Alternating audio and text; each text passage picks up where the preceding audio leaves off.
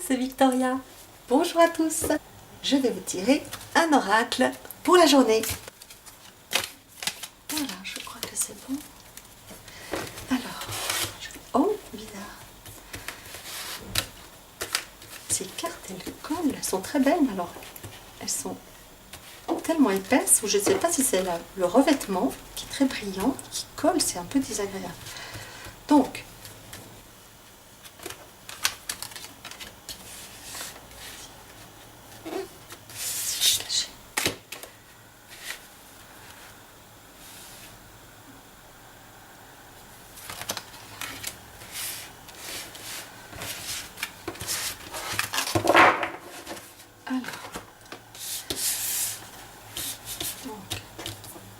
les trois cartes, comme vous le souhaitez.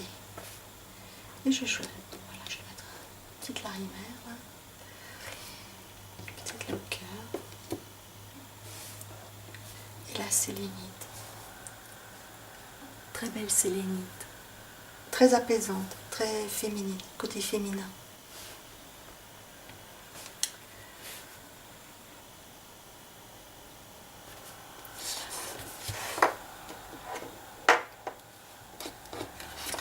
Alors, gratitude. Soyez reconnaissant pour ce que vous avez. Alors si vous regardez le dessin qui est juste magnifique, on voit des petits enfants en train de faire un château de sable sur la plage.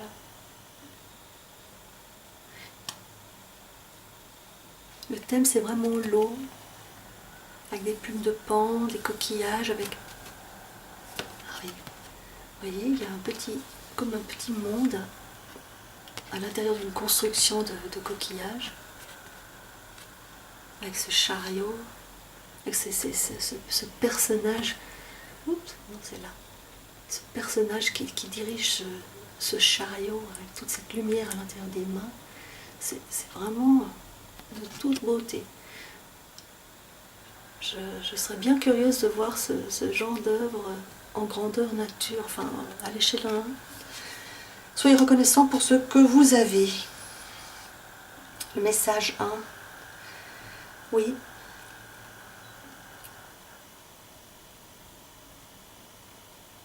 Pour moi, ça ne veut pas dire se contenter de peu. Hein. Ça veut vraiment dire la gratitude.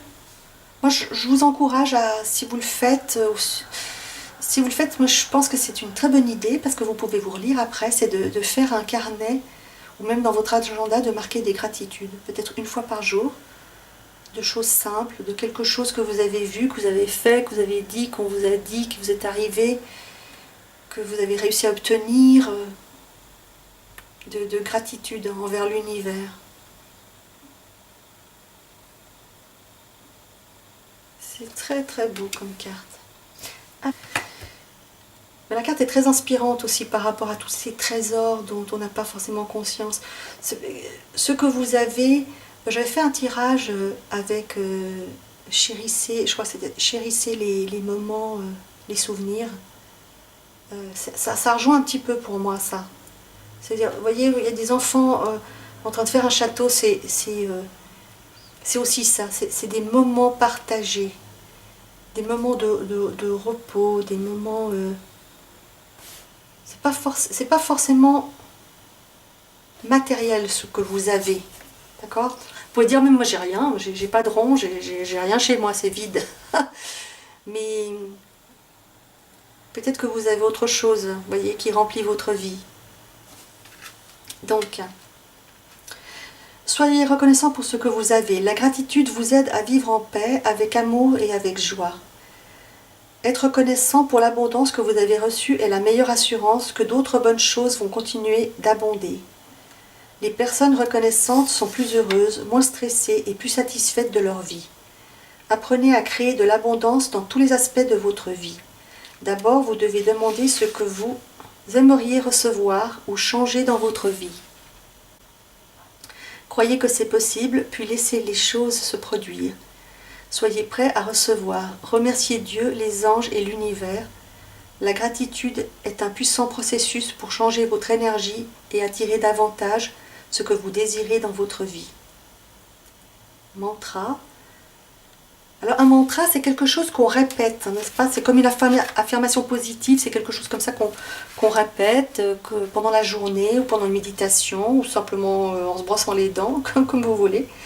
Je suis reconnaissant pour les cadeaux de paix, d'amour, de joie de la vie et de joie de la vie. Oui, c'est ça, c'est ce que je vous disais. Parfois, vous voyez, on n'a pas conscience que dans d'autres coins de cette planète, il y a des personnes qui sont en souffrance. Et qui malgré tout sourient et sont joyeuses et ont encore envie de vivre et de faire des choses. Donc c'est ça, c'est le fait de faire un carnet de gratitude fait que vous faites une démarche non seulement vous écrivez, donc vous devez faire une réflexion sur pourquoi vous êtes reconnaissant, mais ça vous met dans un processus de donner de l'importance à des petites choses qui interviennent dans votre vie, des petits signes ou des grands signes. Le fait de faire un carnet de gratitude, c'est aussi de donner, pas toujours d'attendre de recevoir. C'est un peu ça de la gratitude, hein. C'est d'être reconnaissant pour des choses qu'on sait, des choses qu'on a, des moments qu'on a que les autres n'ont pas forcément. Donc la carte numéro 2, confrontation. Ah, j'ai déjà sorti celle-là. De nouveau les batailles. Alors celle-là c'était de nouveau ça, c'était de choisissez sagement vos batailles. Ça revient avec la gratitude, de savoir ce qu'on a. Alors je ne sais pas si je la relis pour les personnes qui n'ont pas suivi ce tirage déjà, mais elle est déjà sortie cette carte. Confrontation, c'est choisissez vos batailles. Ça veut dire qu'il y a des moments dans la vie où il faut faire des choix sur ce pourquoi on veut se battre et ce qui ne mérite pas de confrontation, qui vous épuise, qui vous prend de l'énergie et qui ne vous apporte rien. Je me suis déjà assez étendue la dernière fois, je vais faire court cette fois. Donc je vous relis pour ceux qui n'ont pas vu ce tirage. Mais ce n'est pas le nombre de disputes que vous avez eues et gagnées qui compte, mais le nombre que vous pouvez éviter en ne vous laissant pas entraîner dans celle-ci. Vous ne vous faites pas d'amis en étant agressif et campé dans vos opinions, ni en voulant à tout prix que votre point de vue l'emporte. Vous offenserez toujours quelqu'un. Quand vous faites preuve de tact et de diplomatie ou d'un peu d'humour, vous pouvez désamorcer une situation et prendre en considération les sentiments de l'autre personne impliquée. Cela ne veut pas dire que vous devriez jamais vous défendre quand les problèmes sont importants, mais lorsque l'objet de la dispute est insignifiant, le silence est la vertu la plus puissante. Il est plus sage de choisir vos mots et vos batailles avec soin.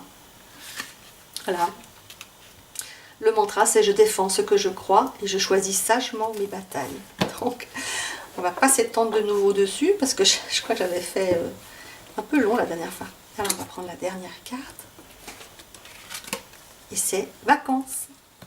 Oh.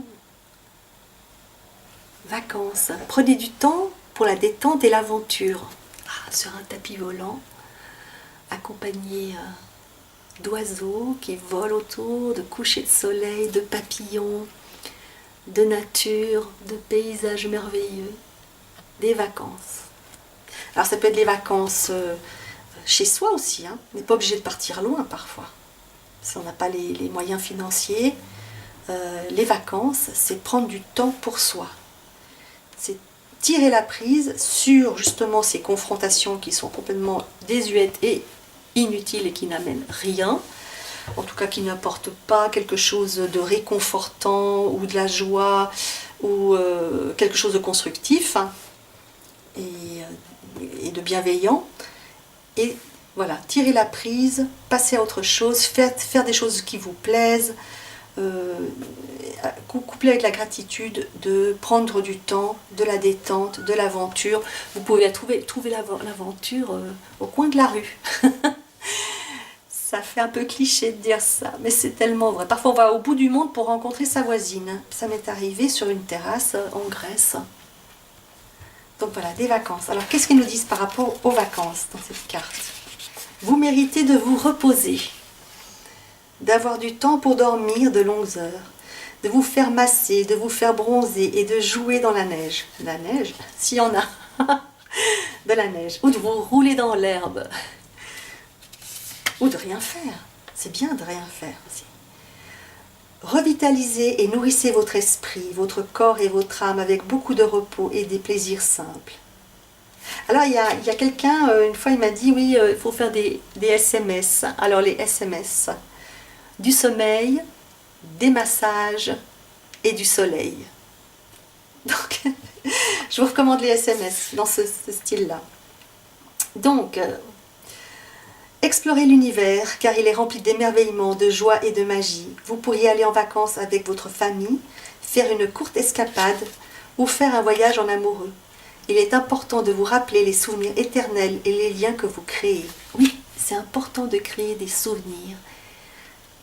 Le mantra c'est « Je profite de mes vacances pour me reposer et revitaliser mon esprit, mon corps et mon âme ». Donc si vous pouvez planifier ne serait-ce qu'une journée à ne rien faire, une journée pour vous, où c'est que du plaisir, du bonheur, rencontrer même quelqu'un, faire une escapade, faire du camping, une balade, faites-le, faites-vous plaisir, prenez, débranchez la prise sur vos soucis, sur vos problèmes, si vous en avez.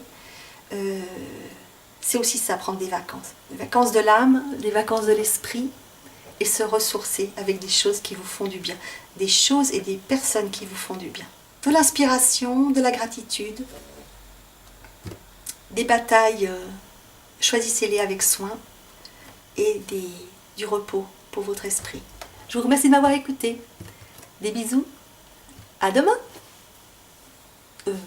Peut-être.